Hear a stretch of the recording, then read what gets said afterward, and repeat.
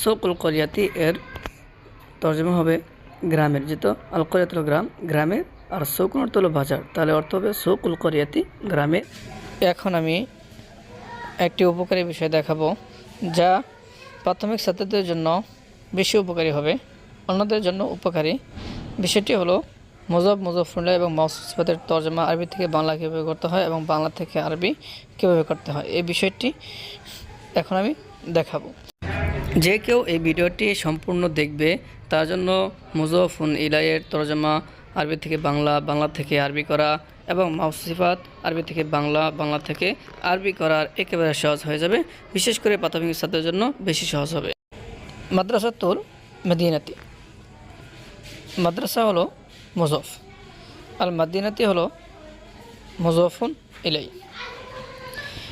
এখন এটার তর্জমা কি হবে? এর তর্জমা তোলার নিয়ম হলো যে মুজাফফরুন ইলাইয়ের তর্জমা আগে তুলতে হবে। মুজাফফরুনের ক্ষেত্রে মুজাফফরুনের তর্জমা আগে তুলতে হবে। মুজাফফরুন হলো আল মদিনাতি, তাই আল মদিনাতি এর তর্জমা আগে তুলতে হবে, মাদ্রাসার তর্জমা পরে হবে। তে মাদ্রাসাতুল মদিনাতি এর তর্জমা হবে, মদিনা অর্থ কি? শহর, শহরের, শহরের মাদ্রাসা। তাহলে তর্জমা করতে থেকে উঠলো আল মদিনাতি তর্জমা আগে উঠলো, পরে মাদ্রাসা তর্জমা পরে উঠবে। তাই মাদ্রাসাতুল মদিনাতি এর তর্জমা হলো শহরের মাদ্রাসা। এরকম আরও কয়েকটি এজাফতের সম্পর্কের তর্জমা আমরা দেখি, তাহলে আরও সুস্পষ্ট হবে।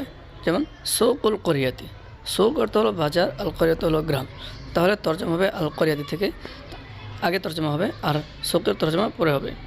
তাহলে সৌকুল করিয়াতি এর তর্জমা হবে গ্রামের, যেহেতু আল করিয়াত হলো গ্রাম, গ্রামের, আর সৌকুল অর্থ হলো বাজার, তাহলে অর্থ হবে সৌকুল করিয়াতি গ্রামের বাজার।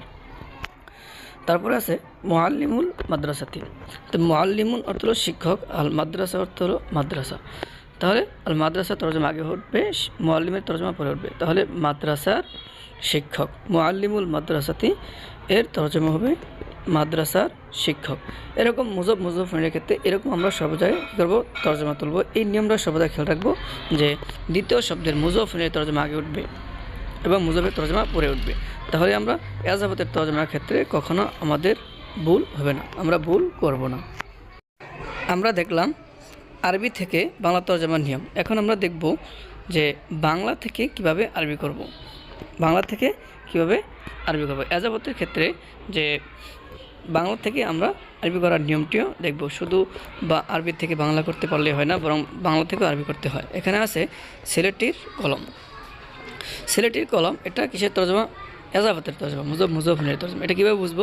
সিলেটির, এখানে একটা র রয়েছে, র বর্ণ, এই র বর্ণের মাধ্যমে সহজেই আমরা এজাফতের তর্জমা চিনতে পারি। সিলেটির কলম, মেয়েটির কলম, শিক্ষকের ছাত্র, গ্রামের মাদ্রাসা, সবগুলোর মধ্যে কী আছে? সাধারণত র থাকে।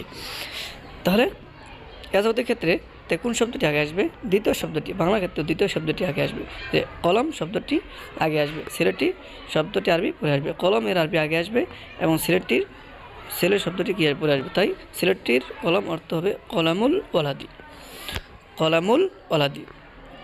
যেমন আরবি ক্ষেত্রে যে কলামুল ওয়ালাদি এর তর্জমা হবে সিলেটির কলম, অন্যভাবে সিলেটির কলমের জায়গায় কী হবে?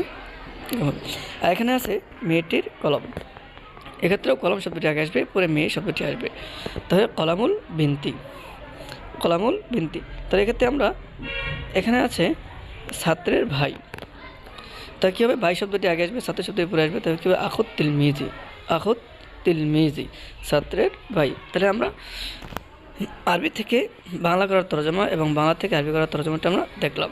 এখন আমরা দেখব মাউসুফ সিফাতের তর্জমা কীভাবে করতে হয় এবং আরবি থেকে কীভাবে এবং বাংলা থেকে কীভাবে আরবি করতে হয়। এখানে কি আছে? আল কিতাবুল জাদিদু, প্রথমটি মাউসুফ, দ্বিতীয়টি সিফাত।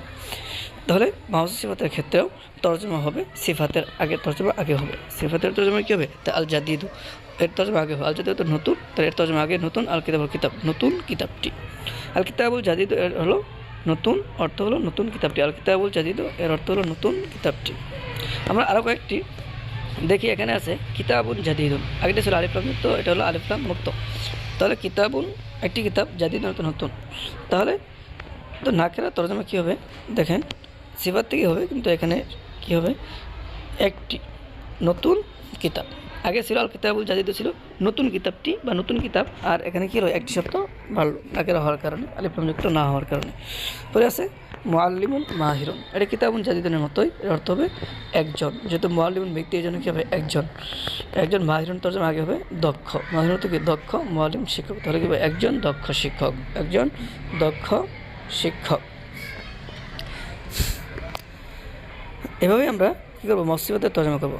পরে এখানে আছে আলিফ লাম যুক্ত, তাই আল মুআল্লিমুল মাহির, এর কী হবে এখানে একটি শব্দ আসবে না যেহেতু এটি মারেফা, তো কী হবে দক্ষ শিক্ষক, দক্ষ শিক্ষক। আর মুআল্লিমুল মাহির এর তর্জমা হবে দক্ষ শিক্ষক। এতক্ষণ আমরা দেখলাম আরবি থেকে কিভাবে বাংলা করতে হয়, এখন আমরা দেখব বাংলা থেকে কিভাবে আরবি করতে হয়। সুন্দর মাদ্রাসা, এটা হলো মাউসুফাতের তর্জমা। সুন্দর হলো গুণ সিফাত, আর মাদ্রাসা হলো মাউসুফ। আরবিতেও মাউসুফ আগে আসবে আর সিফাত পরে আসবে, যেহেতু আরবিতে থাকে। তাই সুন্দর মাদ্রাসা, তাই মাদ্রাসা থেকে তর্জমা শুরু হতে হবে, যেহেতু সুন্দর মাদ্রাসা একটি আসে না এই জন্য মারেফ হবে, তাই আল মাদ্রাসাতুল জামিলাতু, সুন্দর মাদ্রাসা।